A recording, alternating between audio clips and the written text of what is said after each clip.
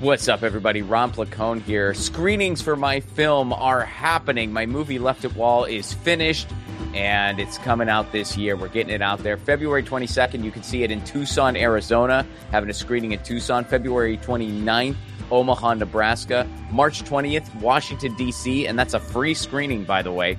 March 22nd, there's going to be a show and screening. In other words, I'm going to be there. That's in Pittsburgh, Pennsylvania. March 22nd, Pittsburgh, Pennsylvania, comedy show and a screening. April 14th, Los Angeles, California, show and a screening. We'll be announcing the full lineup on that soon, but there's going to be a show and a screening of the film at Flappers Comedy Club in Burbank. Get your tickets now, ronplacone.com for tickets and more information on all those events.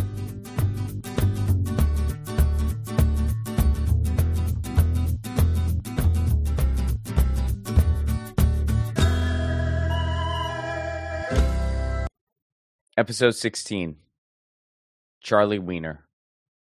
Charlie Wiener is a musician, author, and this is how I met him. Charlie Wiener is a road comic, a badge of honor he wore with pride for many years. When one is a creative person, especially a stand-up comedian, since it doesn't require much physically, one wonders, will I ever retire from this? Is this something one retires from? Charlie decided to retire from stand-up, and his reasoning was incredibly interesting and insightful. Upon reading it, I decided that someday, hopefully many, many years from now, I'll do the same thing. Step away from the stand-up circuit. Charlie also has one of the best comic confronts a shady comedy booker stories that I know, and he's the good guy in it. Lastly, one day many years ago in Rhode Island, Charlie gave me some life advice I've always tried to carry with me since. I think that when you hear it, it'll make sense why he's the perfect episode to start the new year. Please welcome to the show, Charlie Wiener.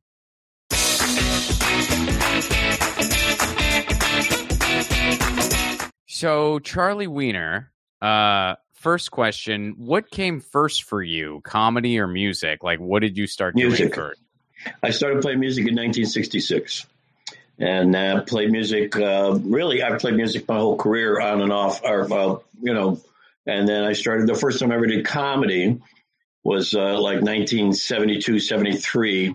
We were at a music gig, and the guy that we had a duo, and the guy that was really the main musician in it, Glenn Hatch, broke a couple strings, and I had to fill time. So I wasn't really good enough to play by myself, so I just started riffing on this hunting tigers in India kind of thing, and it just was a very weird kind of, but people laughed. And you know how it is. Once you hear people laugh, kind of hard to get away from it. That's how you got bit by the bug. Yeah. I mean, and then, I still played music, but then it became like a comedy music act more.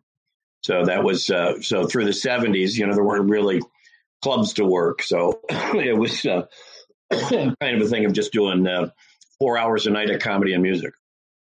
So what kind of band were you in? Like, what kind of music were you all playing in 66? In 66, we were doing covers of like The Pretty Things, and we were not doing popular music. We were doing Jimi Hendrix. We were doing The Who. We were doing, we were rock and rollers. We were 13 years old, and we were just ready to go. We didn't care. We didn't want to play songs that people wanted to hear. Which really was one of the stable things throughout my musical career. Was I always played things that, I thought were interesting rather than popular. So you were only 13 when your band was playing in 66. Right. Well, I would say, I consider the first time that we ever got paid to play was in 1966. And you guys were 13. Yeah, we got paid to play a junior high school dance. And we each made $6. So we thought we were rock and roll stars, and we were rolling in the cash. How long did the band last then? That band lasted until 1968. And then I moved to Milwaukee, and because, my dad got transferred, and didn't really play a lot for the first little while that we were there. And then I started to run into some musicians in school, and we put a band together in 69, 70 kind of thing. Mm-hmm. And then in the middle of 70, we moved back to Cleveland. So went back with the people I was playing with before. So you talked them into leaving Milwaukee for Cleveland. No, I came back here and started playing with the guys that I had played with, at least one of the guys that I started playing with in '66, and then we put together a couple different bands, and including one of the bands that, for some reason, is considered one of the preeminent punk bands in the United States, a thing called Rocket from the Tombs. And it kind of spawned the Dead Boys and Perubu and whatever. And it's an interesting band. And then I came out of that into a country band. So I was all over the map. I just wanted to, my idea was always to have fun. I didn't care. That was kind of the whole concept was just have a good time. And your main instrument's guitar, right? It is now, yes. I was a bass player when I started. Okay. Well, what made you jump from bass to guitar? It was real hard to do like a duo with just, like a bass and a guitar. And Glenn kind of convinced me that I should learn to play guitar. So I started learning to play guitar in 71, 72, somewhere in there. And just never became good at it because I just didn't concentrate on it. I mean, I play well enough to accompany myself, but really I will never be. And then people, you will never hear, there goes Charlie Wiener. He's that guitar player. Yeah. No, I mean, well, that's maybe how songwriter. But that was all right. I mean, I didn't really care because the thing is, what I learned throughout the years was that I could practice 8 hours a day, 7 days a week for my entire life, and I would never be as good as most of the people I knew because they had a knack for it, because they had a talent for it. So I played well enough to accompany myself and not embarrass myself in the band. And I just hired the best musicians I could hire.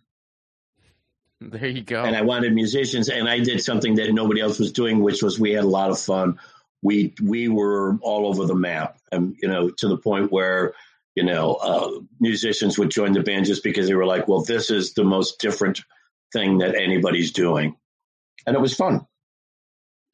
So how did you, let's transition into comedy a little bit. Sure. Because I want to ask you, I mean, I know some comics who have been doing it since before clubs, but it's very interesting to me. So what exactly was it like back then doing comedy, like during a time where there just weren't clubs and you were in the Midwest? So like, what was available to you? Like, how did you hone that? Well, we did some coffee houses, but we also did a lot of bars, and people just, we built a reputation. It took a while to build because people always thought they were coming to see strictly a music act. And it wasn't strictly a music act. We tried, the thing about doing a comedy and music is that both of them have to be really good. You can't have crappy music, either, technically, nor the songs or whatever. I mean, everything has to be top notch or people just won't buy into it. The best musical comedy acts are ones that are just really well done. And that's what we always tried to be. And then it was, then when I started to work the clubs, started to get into the clubs, like when they started to get more of them in the late 70s into the early 80s, everybody hated guitar acts. And I was a guitar act. Now people frown on them, but they don't hate them. But back then people hated them because they're hard to follow. It's a novelty act. And I decided that I didn't want to be a novelty act. Once I saw, other people working real stand up. I mean, I did stand up and music kind of thing. And then I just decided all I had to do was get rid of the music and just do the stand up. And it would be, and I learned it was much more freeing just to do stand up.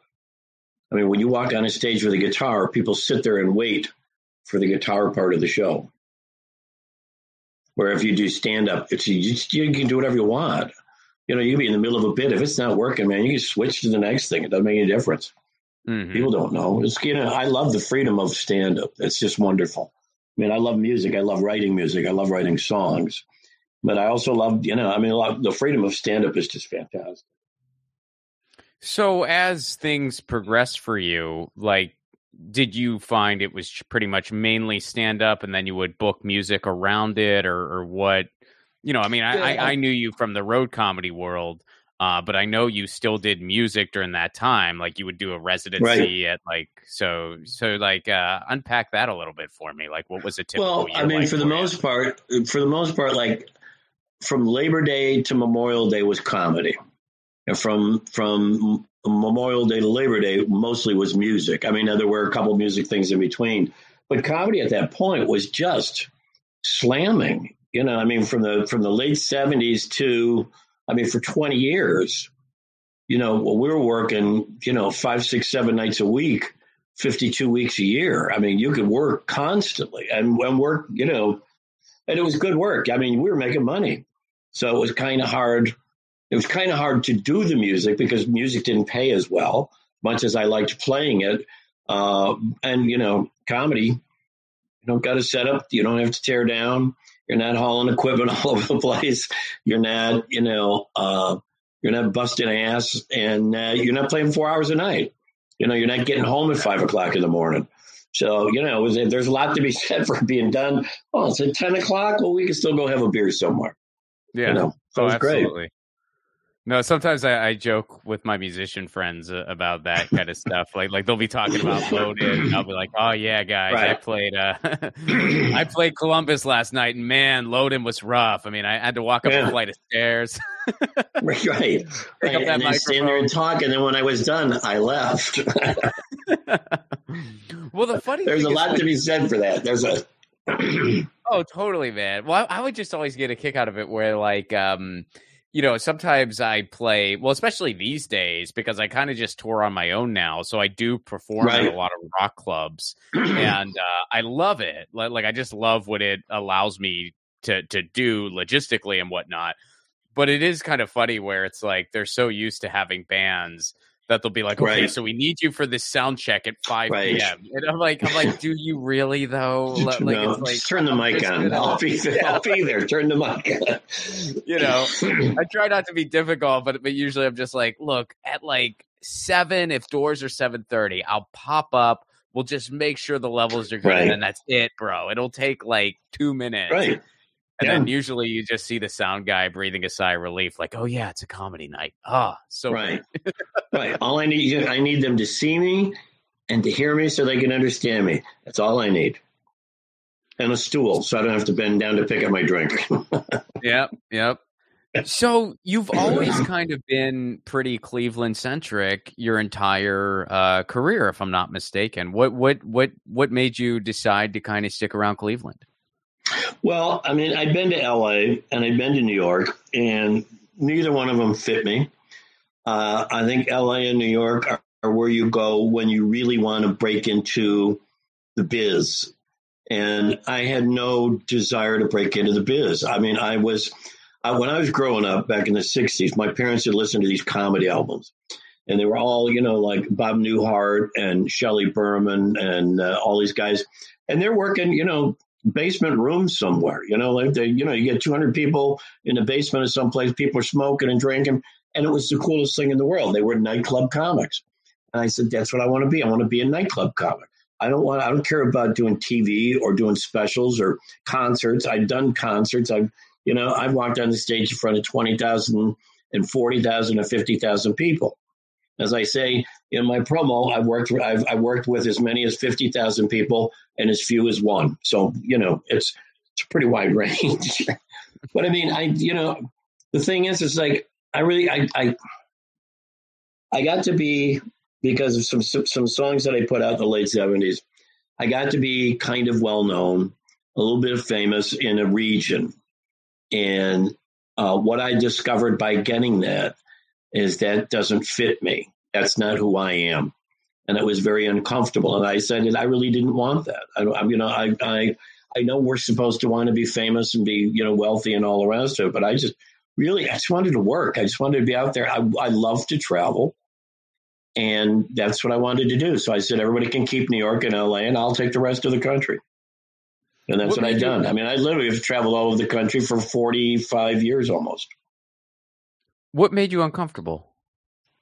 I don't know. There's something about it's just it's more of kind of a psychological thing that I just don't feel It's funny. We don't celebrate my birthday because it just makes me uncomfortable. I don't like.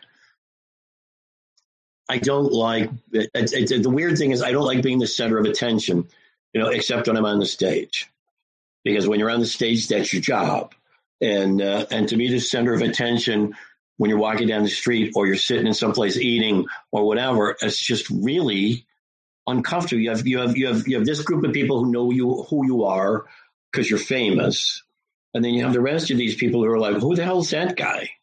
It's just like it's a very bizarre thing, fame. And you know what? By not being famous, I think I kept my career going longer. That's interesting. And I had fun. You know what? I raised my kids. I live in a nice house. We drive decent cars. The bills are paid. I don't know. We had a really good life and still are having a really good life. And I'm retiring from performing to go write books. So that's more fun. It's, again, something I can do and hide away in my house. Yeah, no, that's interesting because I've been in LA for about 7 years now, and I've met all kinds of different people since I've been here, and I've met all kinds of different people on the road too. And I do think that in the creative world, there are in many ways two types of people. There's the one type of person, and I think this is the category you fall into. I think this is the category I fall into, where we just love being creative. We just want to be creative, and we want to be able to pay our bills to do it. And, the reason I came out here was not necessarily to quote unquote become famous. I just liked the idea of writing on a show. I liked the idea of like being a writer. And I knew I just couldn't do that as a road comic. Like, you pretty much have to go to New York or LA to do that. Although that's slowly changing, but still for the most part, you got to go to one of those places. And so I went to LA, and I think like there's some people where they just want to be creative for a living, and they just want to create things, and I need people to consume the things I create. Otherwise, I just have a hobby. So I accept whatever amount of quote unquote fame comes along with that, but that's not what I love or care about. And I think a lot of people fall into that category. That's the category you fall into. That's the category I fall into.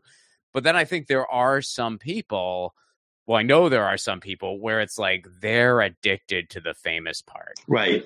And I think it's I won't say the vast majority, but it's probably equal of people that just want to create and want to do good work or whatever. I mean, it's like, you can always tell when you're out on the road, people you were working with are out there, we're living in New York, we're LA, whatever. And you could tell when they walked on stage and watched their show, whether they wanted to actually be a comic or they were just biding their time till their TV show got on. I mean, it was like they really were just chasing the fame rather than the art form of comedy, rather than the creative. I mean, to me, comedy was always about new material. I mean, you're honing it and everything else, but I always felt like I always wanted to have new material because that's the frightening part, because you don't know if it's going to work.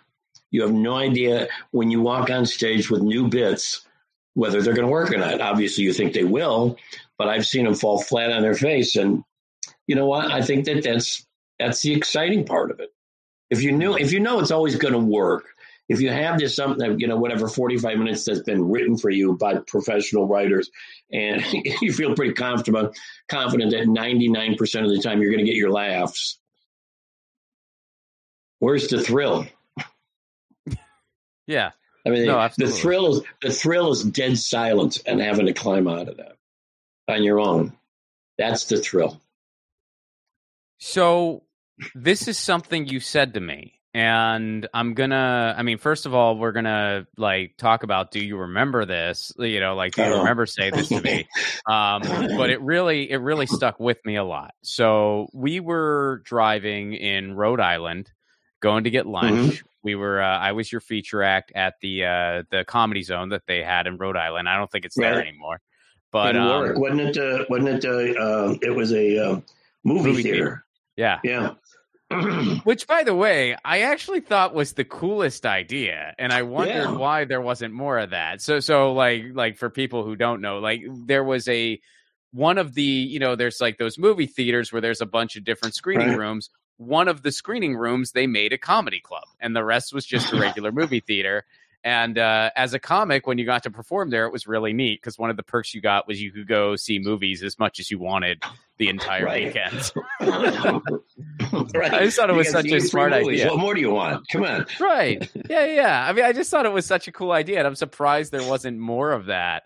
There's actually one of my favorite venues right now, one of my favorite indie venues that's out there right now is this place called the Screening Room in Tucson.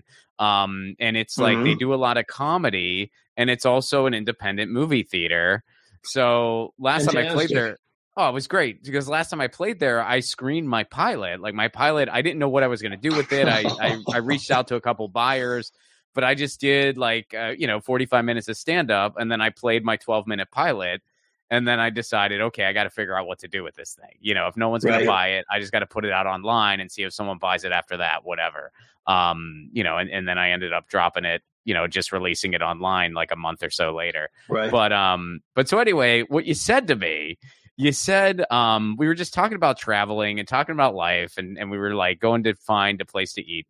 And you said, man, the best year of my life is next year. Yes. Like, do you remember saying that? I'm sure I'm not the only person you said that to, but do you remember like that sentiment? I still say it. You I still say it today. I'm 70 years old. The best year of my life will be next year. I mean, I've always believed that. I mean, I always, especially as we get older, and I believe I'm in that category, is I think the saddest thing I ever hear, and I've always said this, the saddest thing I ever hear is somebody go, the best year of my life. And you go, when? And I go, well, when I was 16 and I was, on the baseball team and I was the star quarterback or whatever else. And that was and I'm thinking, man, you haven't done anything for 50 years. That was the best year of your life when you were 18 or when you were 21. Those were the best years of your life. Oh my God, how sad is that? I think the best year of your life should always be next year. That's the best year of my life. And I've had a lot of really great years. I mean, don't get me wrong. I have led, I tell people I've led a magical life. I mean, I've been allowed to do things that honestly, when I started performing as a 13-year-old, never believed would ever be possible. And I've gotten to do them. And it's and it's been fantastic. But I still think next year's going to be better. No, that's awesome, man. And yeah, when you said that to me, it really stuck with me. And it really, I didn't necessarily, when it really stuck with me was during the pandemic. Like I remembered you saying that to me on the road.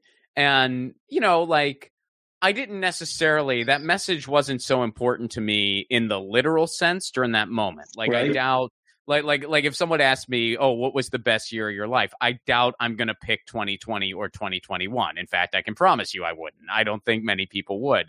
But I was still kind of thinking, all right, well, how can I, try to do everything in my power to make lemonade out of lemons? And how can I kind of use this situation that is so undesirable for all of us, to the absolute best of my ability.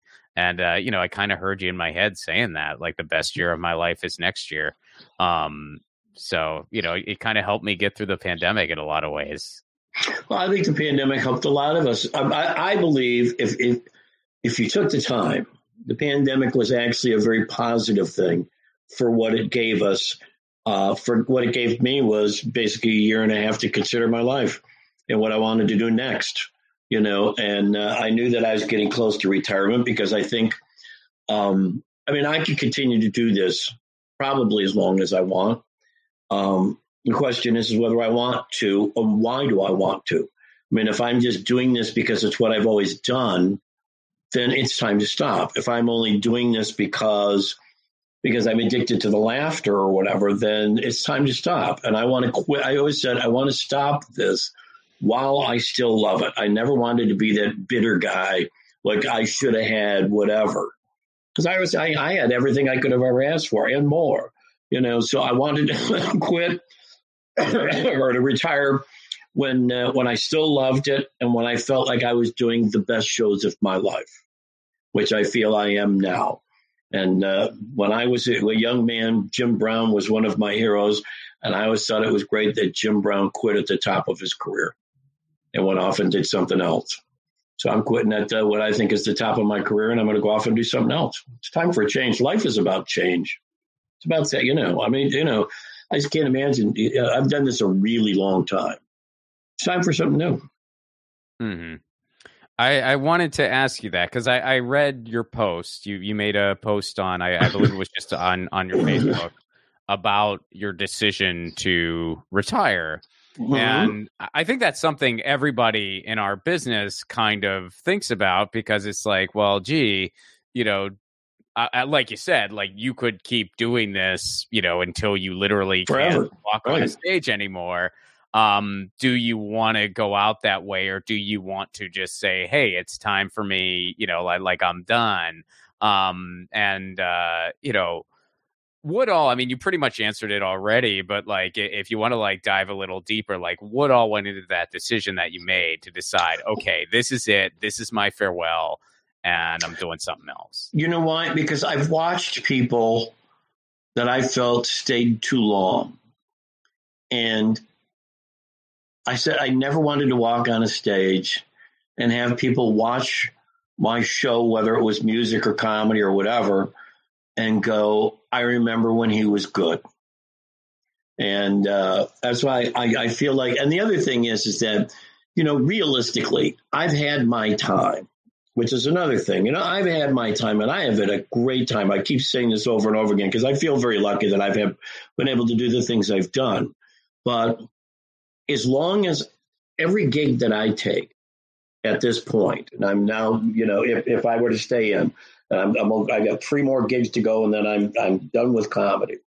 And but every gig that, if I were to continue to do this, every gig that I would take stops a really good feature act from headlining that same gig, and there's a young person out there that's just waiting for me to get the hell out of the way, so that they can have the opportunity that I've had. And I just think it's time for me to move out of the way and give them the opportunity and get off the stage so they can have it. There was a lot of that went into it. And I just feel, for me to continue to do this, I'm just being greedy. I don't want to be greedy. I want to do something else. It's been great.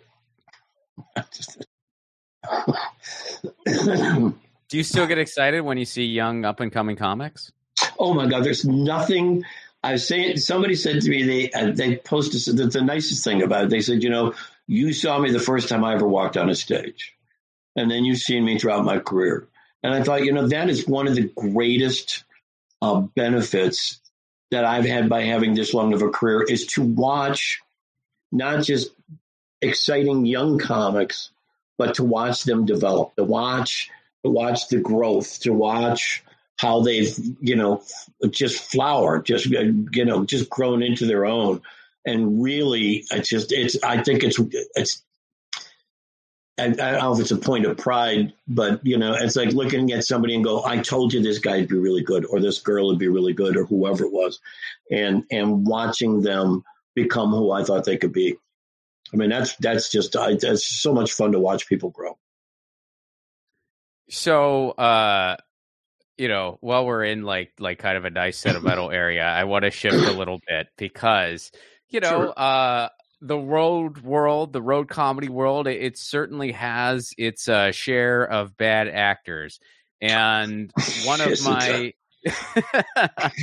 well, I got to tell you, man, one of my favorite stories ever, like road comedy stories that I've heard, involves you, and you were the one who told me. I didn't hear it secondhand. I heard it from you, and it involves a show for a fire company, a fire department.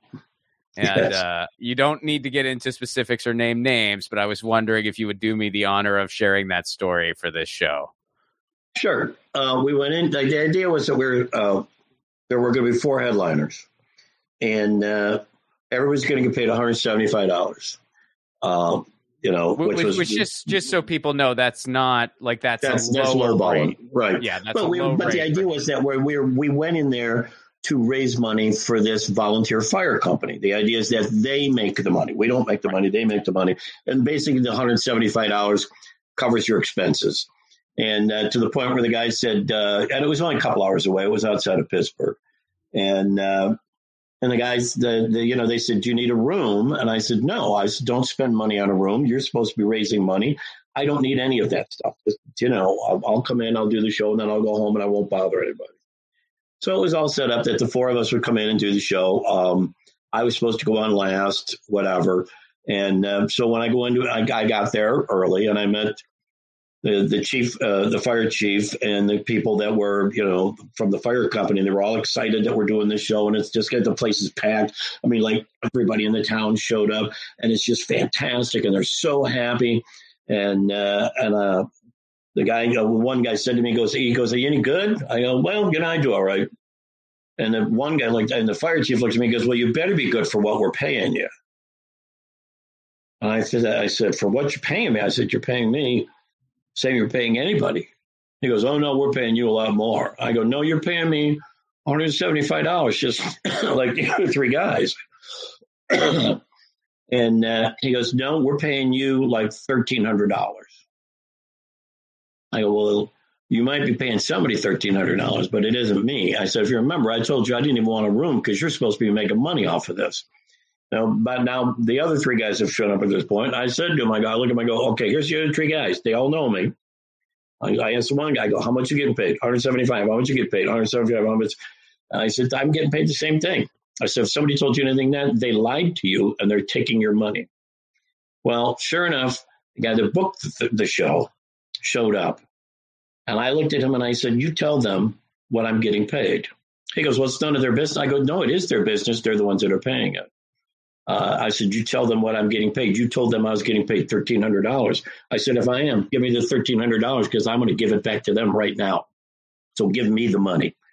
And he starts giving me crap.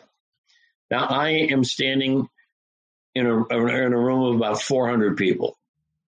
And I'm loud. To begin with, I'm loud. And I'm screaming at this guy, telling him how he's screwing this town. He's screwing the fire chief. He's screwing the fire company. He's screwing these people that can't buy a hose now because they don't have the $1,300 they think they're paying me, and he's taking the money and everything else. And I said, "I'll tell you what, I'm just going to stand right here until you tell them the truth. And if you don't tell them the truth, I'm going to walk out right now." So he wants to, make a big deal about it. I said, "Okay, that's it." I said, I looked at the crowd and I go, "I'm sorry. I'm not going to do this. This man is taking your money," and yada-da-da-da. So I left. I walked out. Well, he chases me out in the parking lot, goes, "You have to go out and perform. You have to go out and perform." I go, "You go in and tell him." I said, "Here's the deal. You go in and tell him the exact truth of what's going on and where the money's going." So we went back in there, and he confessed everything. Then he looks at me and goes, since I'm putting the show on, you're going on second now." I go, "You can put me on whatever you want." And I looked at the 2 guys who I knew that had to follow me. I just looked at them and I said, "I'm sorry." And they go, "For what?" I go, "You're going to have a really rough time tonight." And they go, oh shit, It's like, because now I'm pissed. And the fire chief looks at me and he goes, "Are you going to be able to do a show?" I go, "Oh, I'll be able to do a show. You'll see the show." And I went up there. Now you have to understand, half an hour before, everyone in that room heard me defend them. Everyone in that room heard me stand up for them. Everyone in that room is on my side. Of course. And I went up there and I exploded on the stage. And I never say I had a great show, but I had a show that was probably one of the best I've ever done. And I just pounded it. And I looked at the 2 guys and I said, "That's why I'm sorry." And they were like, I said, they go, "Well, can't blame you." I go, "Well, I just, I couldn't hold back tonight." Well, did the other comics see what happened? Did they see what happened? Oh, the other comics knew what was going on at this point. Yeah. Mm-hmm. And then they saw all of the stuff that happened from there. And I stood there and as soon as I walked off the stage, I said, "Pay me." And I made him count out the money in front of everybody that was there. and they saw that I got $175, and I gave $50 to the chief and said, "Put that in your fund," and I left. And that was it. Because I just, something. I hate when people. It's like people go, "Well, this is what you said you'd work for." I said, and that's what I will work for. I said, but that means that you don't go in there and tell them that I'm charging them more, because now you're using my name, you're using my reputation to screw somebody. Oh yeah, it's incredibly right. Yeah, it's incredibly unethical. Well, what was the Booker's confession? What was the confession like? Well, he was, he's all hangdog and everything else, and he's sitting there trying to talk to I go, I can't hear you. I don't think the chief or the fire chief can hear you. I don't think his lieutenants can hear you. I don't think anybody in this room can hear you. Why don't you tell them exactly what's going on? Then when they had to count out the money, and I said, don't just hand me money. You're not going to hand me, like a handful of dollars. You're going to count every dollar you put in my hand, so they see that's exactly what I got. And he was like, well, you don't have to be a dick about it. I go, yeah, I do. Yeah, you do. I am. And I'm going to be a dick about it.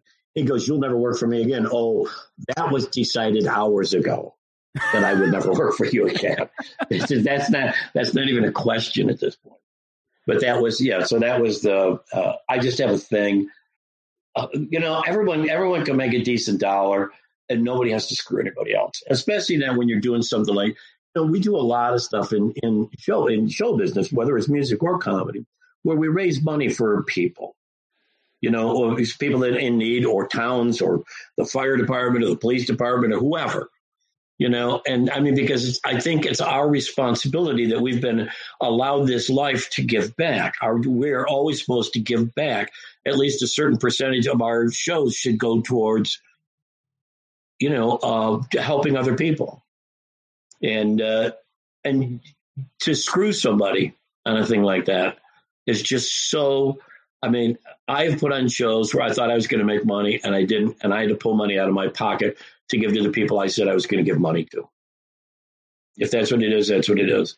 That's the job, And it makes me crazy when people use the sympathy and the empathy that people feel towards police, firefighters, the military, whoever, to screw them. And that's what they were doing. Just wrong. Oh, yeah, absolutely. I mean, it was just completely dishonest. Is that Booker? And again, you don't have to get into specifics, but were they in the business much longer after that?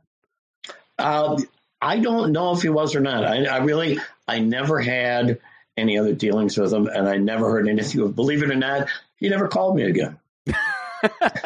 So, the thing is that I actually got it through a different booker, because this guy didn't really. He wanted somebody else to book it because they had better comics, and so all four of us got booked through, our friend.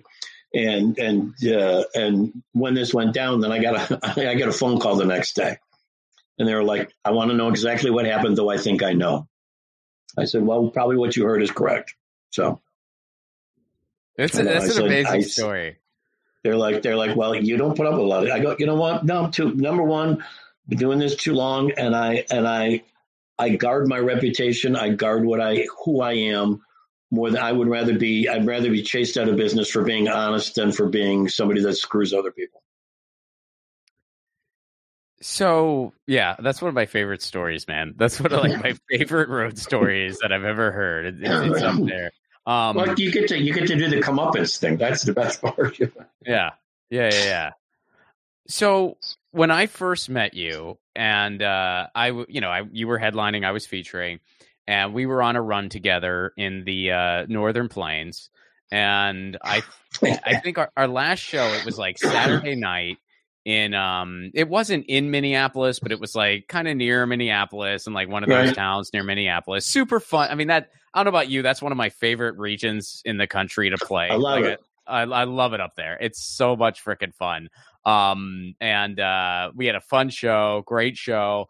Went a little later because it's the Northern Plains on a Saturday night. They like to drink. Right. And I remember I got I think I was just getting like a water or something. and I'm walking down the hall to my hotel room, and I see you coming out of your hotel room. You got a suitcase in one hand, your guitar in another. And I'm like, hey, man, what are you doing? And you're like, oh, I'm just 12 hours away. I'm going to go home. Right. It was like midnight.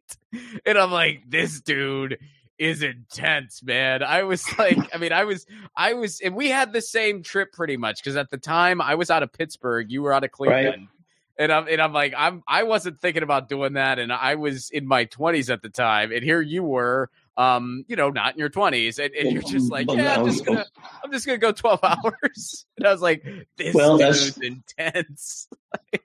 Well, I just, the thing was, is I started doing a thing when I was done, because I was on the road so much, and we'd gotten custody of my kids at one point, and so wherever I was, when I finished Saturday, Sunday night, whatever night it was, at the end of the run, at the end of the tour, no matter where I was, I get in the car and I go home, because that way I get to spend more time with my kids. And I just have always been that way, and I'm still that way. I said, I did one of the things I got to do. I said this last year has just been me going around the country and visiting friends. Just I'm doing shows at clubs that I love, just to say goodbye, kind of thing, and everything else. And I had to show up in the UP on a Friday night, then I had to be down in Wheeling on Saturday. And it was a snowstorm and everything else. And the booker was like, you're never going to make it. Are you sure you want to try to do this? I'm like, sure, I will, And, I go, they go, there's no way you can do, there's just not enough time. There's going to be plenty of time. And then I look at them, I go, you understand, like a couple of weeks ago, I drove to Tucson for the weekend. And I mean that. I drove from Cleveland to Tucson, did Friday and Saturday night, and got my car and drove back. Because that's what I've always done. I am what they call a road comic, and I don't use that as a derogatory term. I use that as a point of pride. I have been a road comic all my life, and I got to be honest, I love it. I just love it. And there goes. Hang on. Oh, you coming back, Greta? Oh no.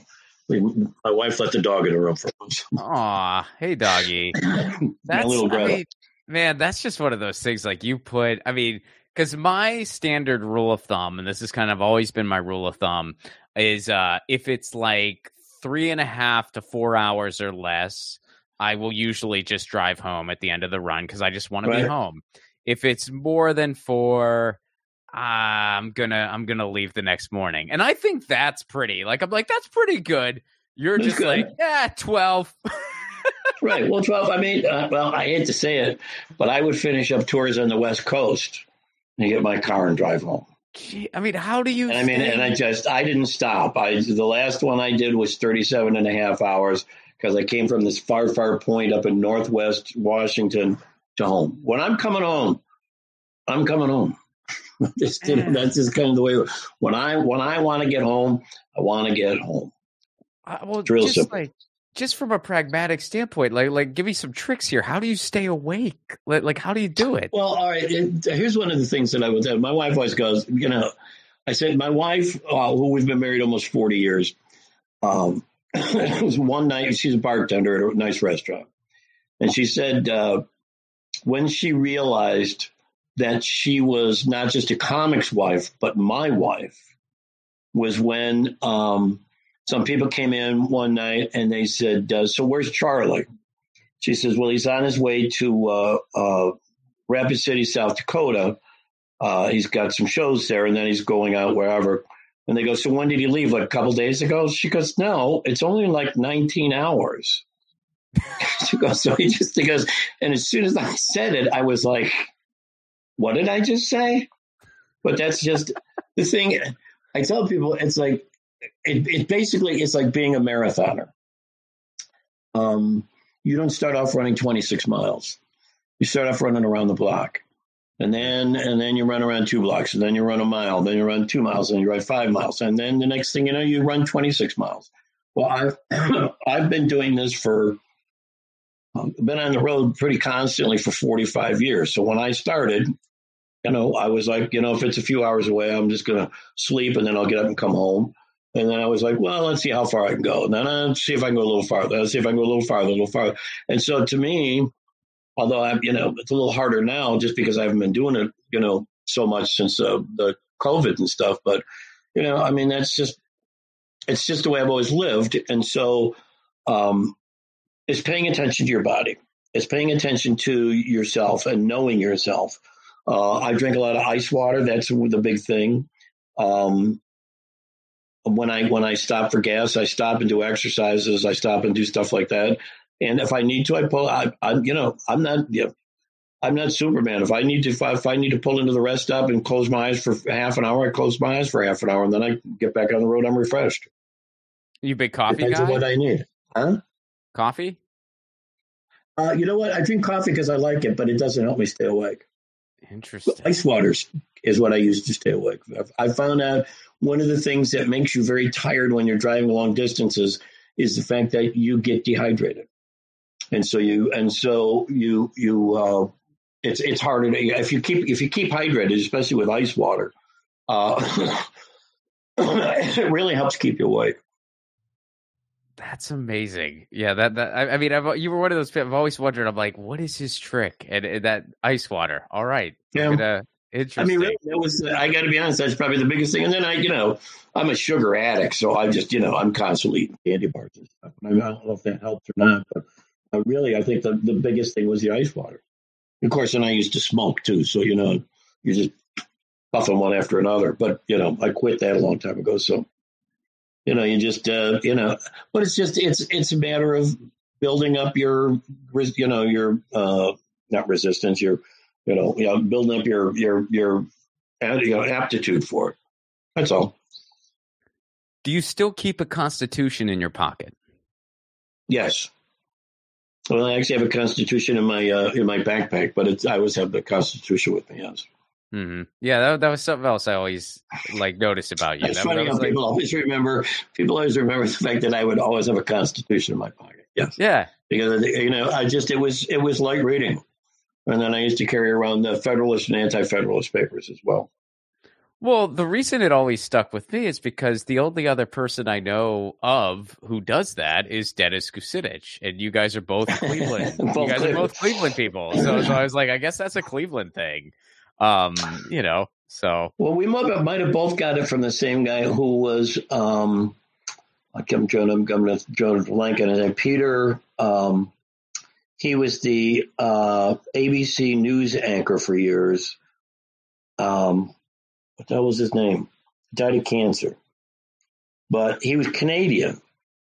And he said he used to always carry the Constitution because he wanted to understand America. And he would just, you carry a pocket one, you pull it out and read. Read it whenever you want. You get 10, 15 minutes, read a little of the Constitution. And I thought, if this guy can do it, I'm going to do it. So for 30 years, I probably carried a Constitution with me everywhere I went. Well, man, thank you. Yeah, totally. So I guess in closing here, so you're gonna step away from the mic. You're gonna write books. Is there any previews you can give us, or anywhere you want to direct folks where they can find out more about that? Let me see if I can pull it up. This is one of my last books called Life in the Wings. It's a memoir by David Spiro. It's 400 and some pages, and it's about a guy that was it's a guy that was in rock and roll for. He's still in work. He still manages bands and stuff. He managed Cat Stevens and who's he working with now? Paul Rogers and Bad Company. He's still working with Cat Stevens. He's worked with Joe Walsh. He was Joe Walsh's manager. He helped put the Eagles tour together when the Hell Freezes Over tour. He's been around for a long time. And so I wrote his memoir, and I'm working on, right now I'm in the middle. Well, hopefully this week I'll be in the middle of it. I'm about 38,000 words into it so far, of a new novel, which is a real fun one. So I like writing novels. I mean, I wrote a biography of my father. I wrote the memoir for David, but this will be my sixth novel, and it's just fun. I love it. You just sit at home. Comedy is like music. You have this great idea. It's this great idea, and when you're done with it, you've whittled it down to where it's like right here and it's just perfect, right? Mm-hmm. So writing books is you take this idea and you get to just keep expanding and expanding, and you get to fill in all the details. You get to take all the stuff that we used to throw out because you have to get rid of all the excess. Now, books are nothing but excess. It's so freeing of a way to write it. And I don't write under Charlie Wiener. I write under K. Adrian Zonneville. Okay. Where can people find your books? Are they available online? Barnes and Noble. You can find them at Amazon, of course. Pretty much, your bookstore probably doesn't stock them, but they can get them.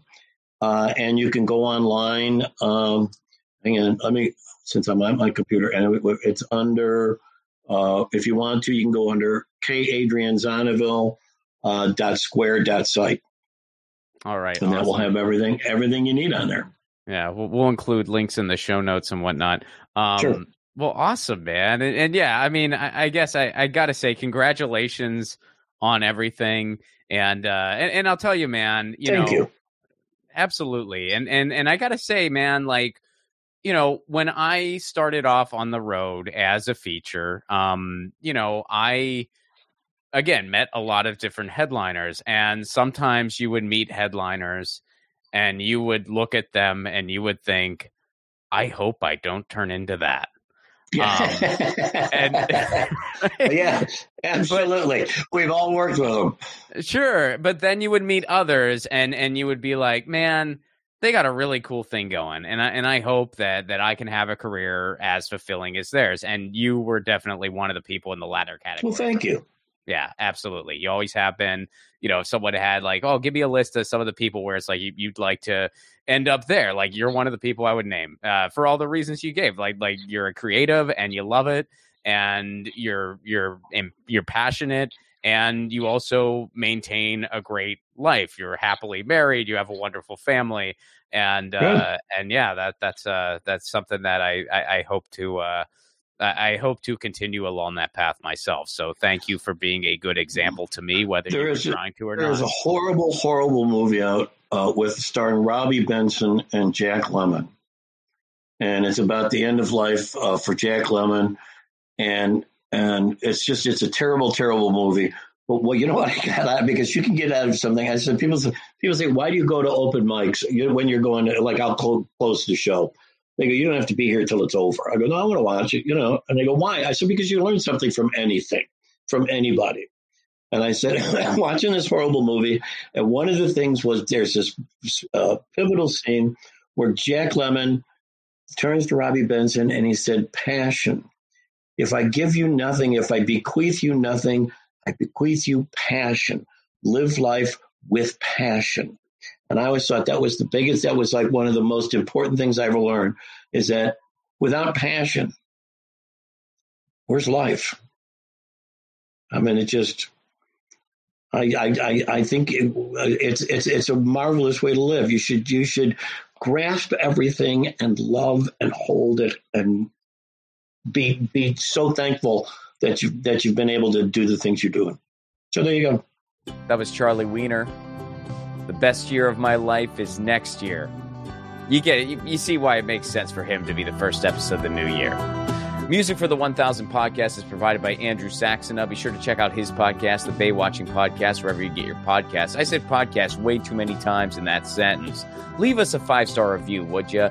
This is still a very new show. A 5-star review and a positive review really helps, just helps get the word out about this show. And if you want to support this show on the sustainability end, you can do so over at patreon.com/Ron Placone. For Give What You Can, Love You, you get all kinds of cool perks. You get material before it's released elsewhere. You get the bonus 1000 podcasts. You get to see my films and full stand-up clips not released anywhere else. And that's all for a Give What You Can level. Charlie Wiener, check out his books, check out all his stuff. And Happy New Year. I hope that this year is the best year of your life until the following year. That's a great sentiment to live by, I think. Happy New Year. Thanks for listening. See you next week. Hey guys, Ron Placone here. Take your own 1,000 challenge. No, you don't need to interview 1,000 people, although if you want to do that, go for it. Your 1,000 challenge can be whatever you want. Maybe you want to call a friend out of the blue once a week. Maybe you want to read a book every month. Maybe you want to start a different garden every season. I guess that might be dependent on where you live. Look, the point of the challenge is taking on an endeavor that enriches your life in some way, and it can be measured.